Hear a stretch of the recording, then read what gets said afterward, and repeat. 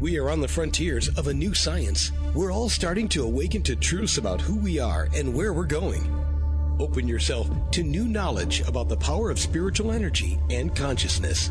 Journey with Donna Smith-Moncrieffe as she takes you through the world of mediumship, energy healing, out-of-body experiences, past life regression, and all topics that demonstrate evidence of the true nature of our reality.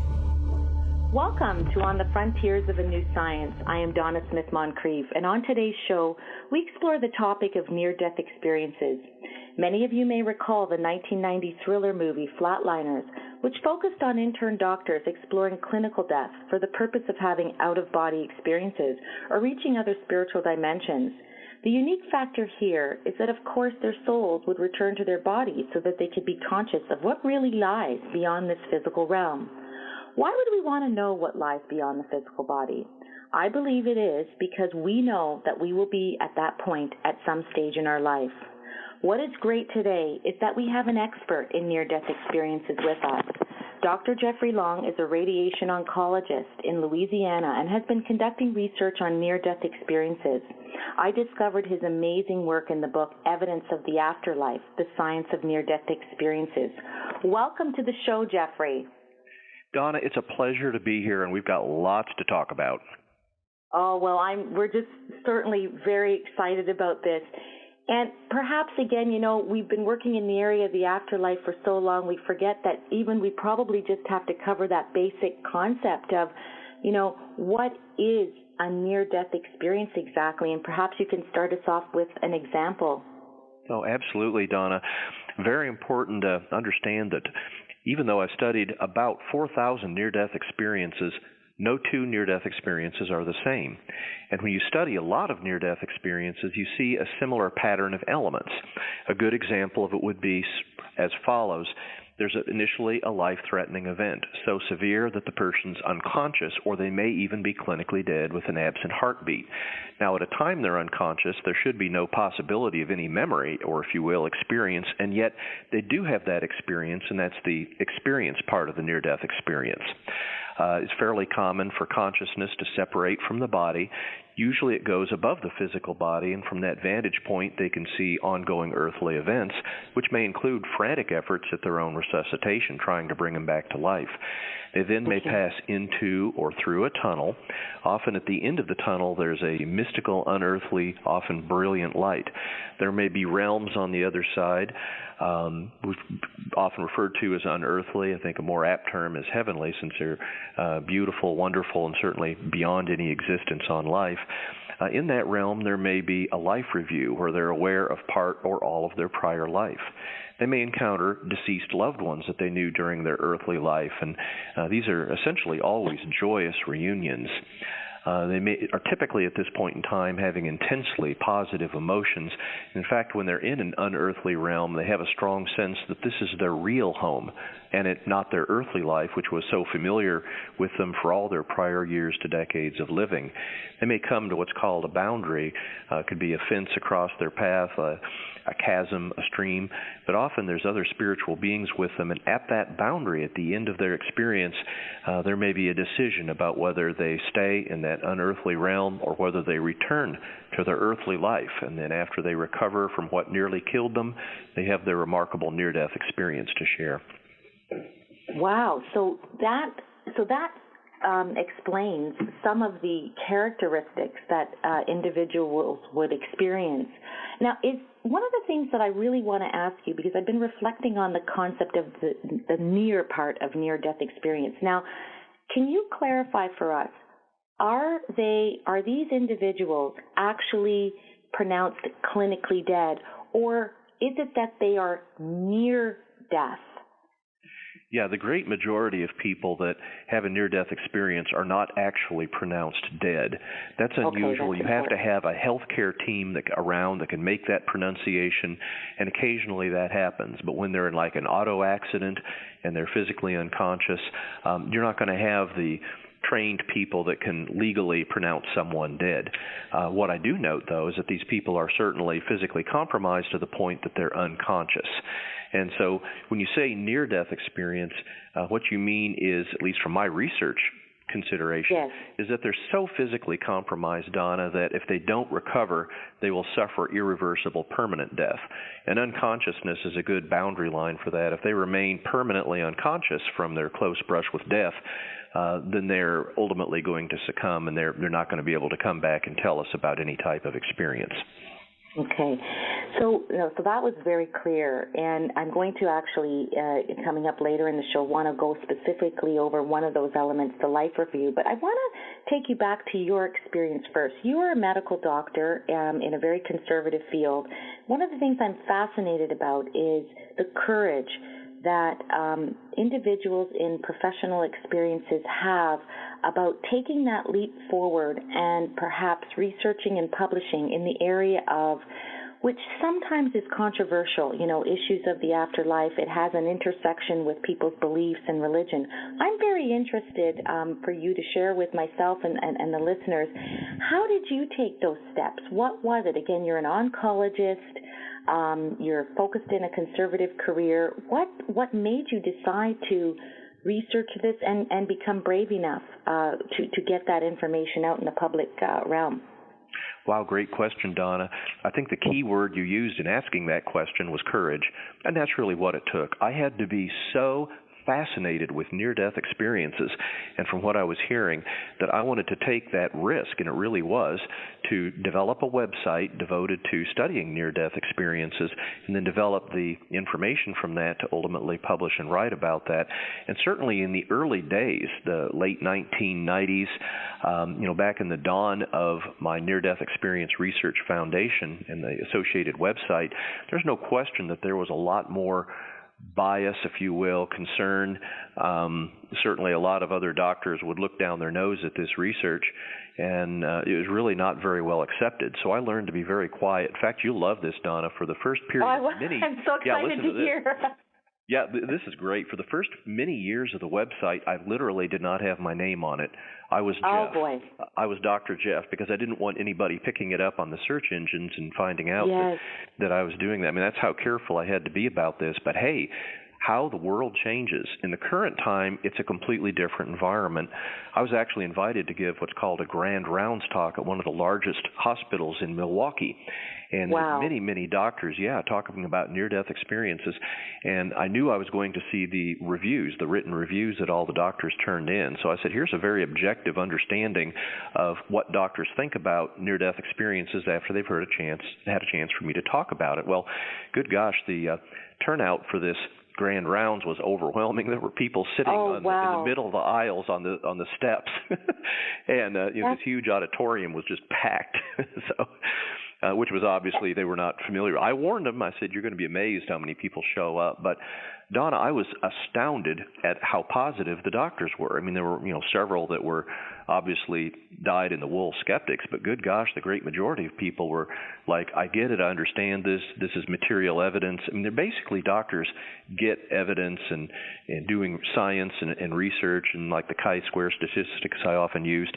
And so as a result of that, we had an awful lot of people that were the physicians, very positive. And in my environment I work at now, the great majority of people are very positive and very supportive, and interestingly, they'll come and talk with me about that. So it's a completely different field for near-death experience research than it was, say, 15 to 20 years ago. Well, did you find that when you had that conference, for example, and the doctors came back to you, is it that they also had maybe heard bedside stories but just never had the courage or the interest that you had? Did you get that kind of feedback? The interesting thing is the majority of doctors that I've talked with have never heard a patient share a near-death experience. And I actually hadn't either, and I think there's a lot of reasons for that. And part of that is patients generally, at least especially 15 or 20 years ago, and it's certainly in reading near-death experience accounts, I understand this, there was generally a lot more reluctance 10, 15, 20 years ago to share with your healthcare staff about a near-death experience. People were concerned about being judged crazy or feeling it was such a stunning, unexpected experience that they had that they didn't feel comfortable share it. And of course, let's not forget they're trying to recover from something that nearly killed them. And so, sometimes it would be a prolonged recovery. And so I think all those, and of course, doctors would never ask. So with all that combination of events, people generally would not share a near-death experience with their healthcare team shortly after it occurred. Now that's all changing today. More and more people are having a near-death experience, realizing how common it is. Certainly shows like you're having here, websites, books like we've both written, certainly helps bring near-death experiences out of that mystical, misunderstood sort of arena and brings it right up to saying, no, these are literally normal experiences that about 10 to 20% of people who nearly die will experience. Thousands have been shared in the past and thousands will be shared in the future. So people are more empowered for all those reasons now than ever to, shortly after their experience, share it with their friends, family, loved ones, healthcare team, and the world. Well, this is one of the reasons why I'm excited about discussing this with you. It's just that the universe obviously has facilitated greater tolerance and helping people become more aware of why we're even talking about this. And that's a really good segue into my next question, which is, you talked about the elements, and there's so many, but one of the ones that I'm particularly interested in getting your perspective on is the life review one. Does your research or any of your colleagues' research, first of all, what is the nature of that? Are you exploring what the nature of life review is? Does it happen to every NDE? I wonder if you could elaborate on that. Sure. The life review, and I agree, it's one of the most fascinating elements of the near-death experience.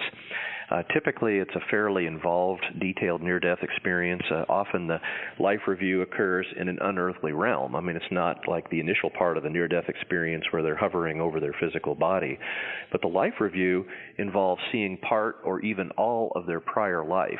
And you might say, how is that possible? These people have typically lived many years, decades, and yet here in a relatively brief period of time, they're seeing all their prior life. And yes, that is absolutely as astounding as that implies. Now, when they see their prior life, they'll often see it apart from themselves. It's been described perhaps most frequently as like being on a movie theater screen or some awareness, and flashing it moves, of course, very, very quickly.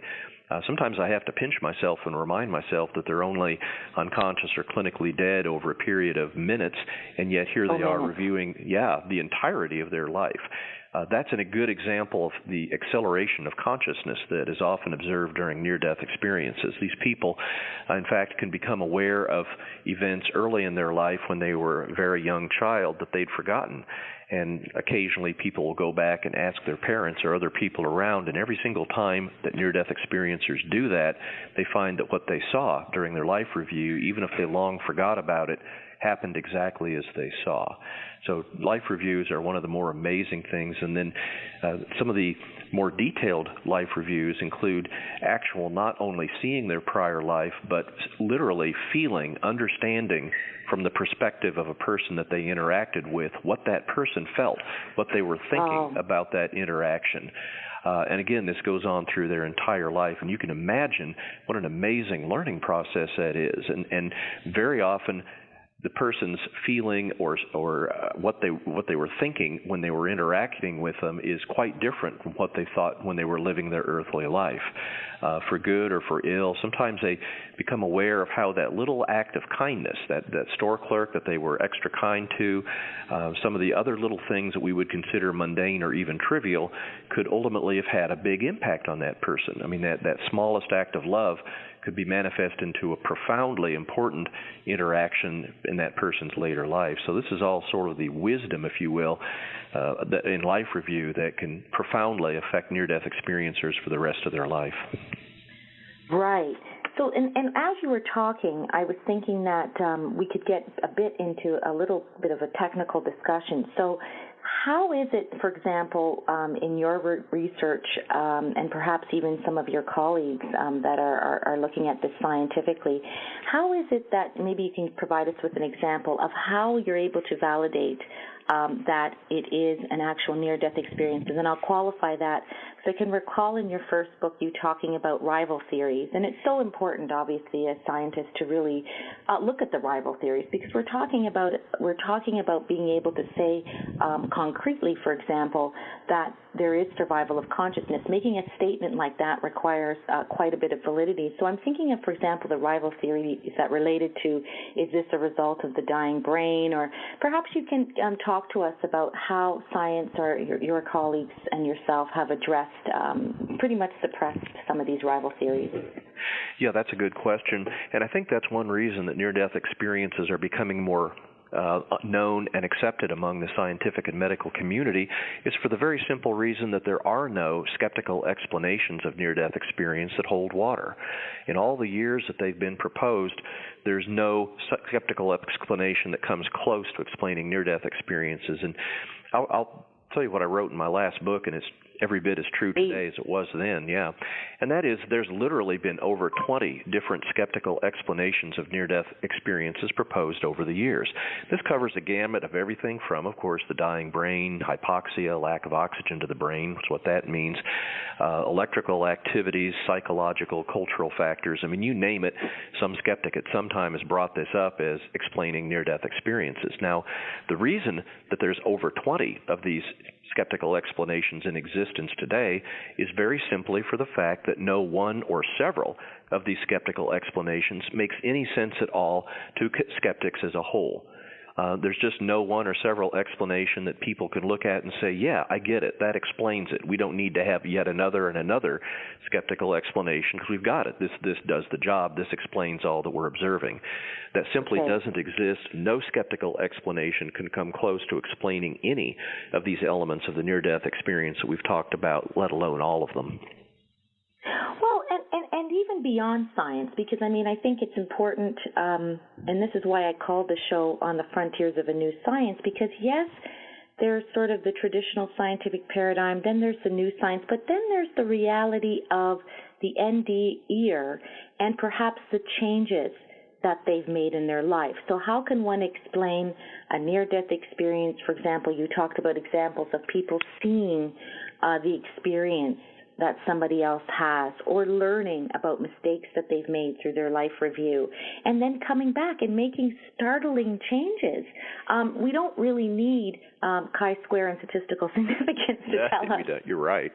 Right, that something has significantly changed. And I wonder, maybe, can you share with us, I know from your site all of the cases that you have. Can you pick out one example where you've seen a significant change that you know was related to the NDE experience? Oh, good gosh, Don, I have thousands of them. It's hard for me to pick just a single one. I know. One that sort of resonates with you, I guess. Well, and I think the reason for that is there's so many of them. The impact of having a near-death experience on the person having it is profound. The great majority of these people are changed and changed enormously. And as I've said in my book, you really can't fake a change after a near-death experience. These people are often very different, dramatically changed people, and I dare say they're changed for the better. And I think everybody would agree with that when you consider the types of changes that we see so consistently in both prospective and retrospective near-death experience studies that have followed these people many years after the near-death experience. We find that these people are much more loving. They're much more valuing loving relationships, and may even leave an unloving relationship that they're in and seek out a more loving relationship. So there actually is a higher divorce rate among people after a near-death experience than the general population. That may actually be a good, that's been studied, but that may actually be a good thing for the near-death experiencer. They're a new person. They're not going to put up with an unloving, negative, even destructive relationship. They now know that there's so much more to life to be lived, and they have the courage to make that change in living their earthly life. And so it's probably a plus. But above and beyond that, they come back, of course, much more believing that there's an afterlife. Obviously, they know what happens when we die from their own personal experience. There's an afterlife, a wonderful afterlife for all of us. So, of course, they almost uniformly believe in an afterlife. And along with that line of thinking, of course, they almost uniformly lack a fear of death.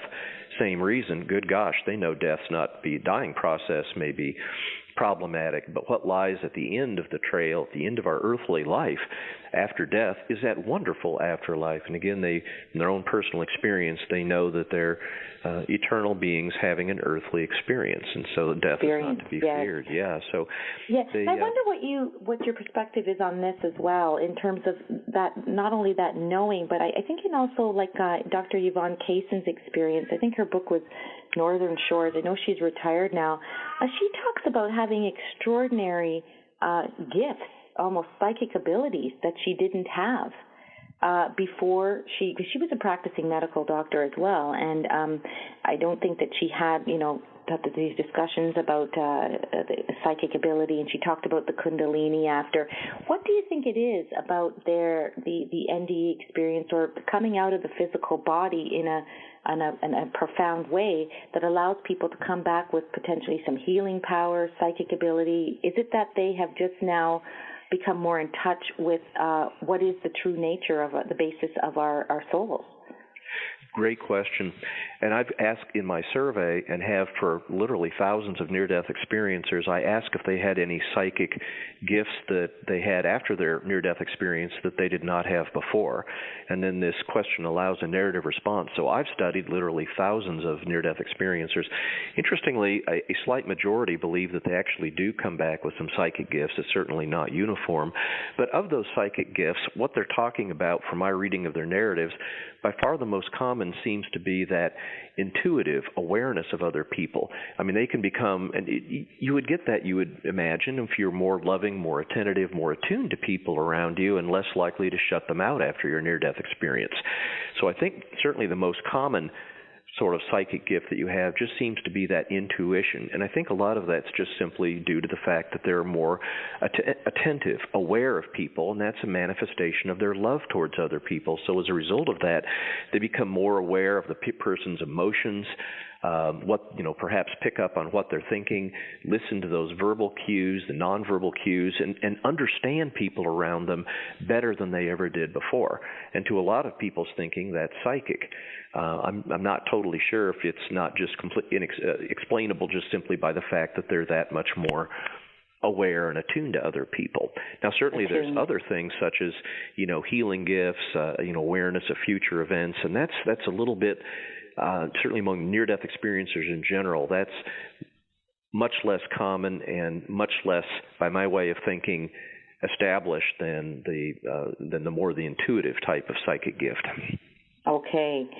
And now, as you were speaking as well, there's another question that I have for you. In my upcoming book, I spent a lot of time talking about out-of-body experiences, just because in my research, that was sort of actually an unintended area that started coming up. And then as I began to read more literature on out-of-body experiences, I realized that people are actually after they've read the literature on NDEs, they realize that there are so many benefits, so they start to go to classes. I think the Monroe Institute, for example, is probably the most well-known in terms of having spontaneous out-of-body experiences. So one of the questions I'd like to ask you, and maybe this may not be the specific aspect of your research right now, or maybe you came across it with some of the cross-tabulations of your survey questions, but do you think there's any differences between what would be considered an unintended NDE, it happens as a result of an accident, versus one that is an intended out-of-body experience, something where somebody is using techniques to project themselves out of the body? That's a real good question, and I do have some insights on that, because in addition to my near-death experience website, I have a website, oberf.org, which is the Out-of-Body Experience Research Foundation, and we've had over 2,000, surprise, we've had over 2,000 people share their out-of-body experiences, and of course I'm very aware of out-of-body experiences that occur in near-death experiences. So this other website I have is devoted to out-of-body experiences that are not occurring in association with a near-death experience. So I probably have more experience than anybody in the world at looking at the two different types of out-of-bodies experiences that people have reported. I think, first of all, there's no doubt that these spontaneous out-of-body experiences that occur at circumstances when the person's healthy. Often it can be during meditation. Sometimes it can just occur spontaneously when not actively being sought. No question they're real.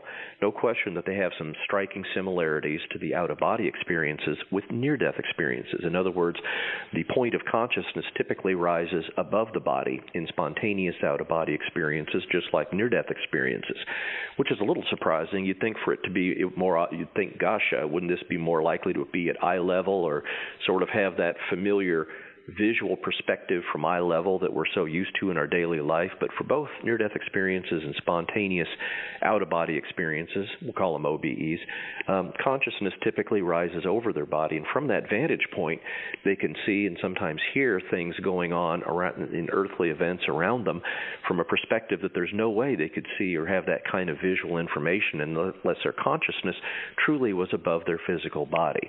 And as with spontaneous OBEs, if they go back and check on what they see, even if it would have been out of eyeshot from their physical life, what they see is almost invariably proven to be absolutely verbatim accurate, just like near-death experiences. So right. I think this all raises, it looks like they're all part of a spectrum of some same spiritual experience. Okay, right. So we could really just say that the difference is that it's how they actually started that, but there's no necessarily difference in the outcomes. There's a very strong overlap. There's no question about that. Okay. Out-of-body experiences associated with dreams tend to have a higher probability of having hallucinatory content, for example. Out-of-body experiences that occur associated with that occur spontaneously or are induced in some way, such as through meditation or prayer, they tend to be much less hallucinatory in what they observe than dreams. Okay.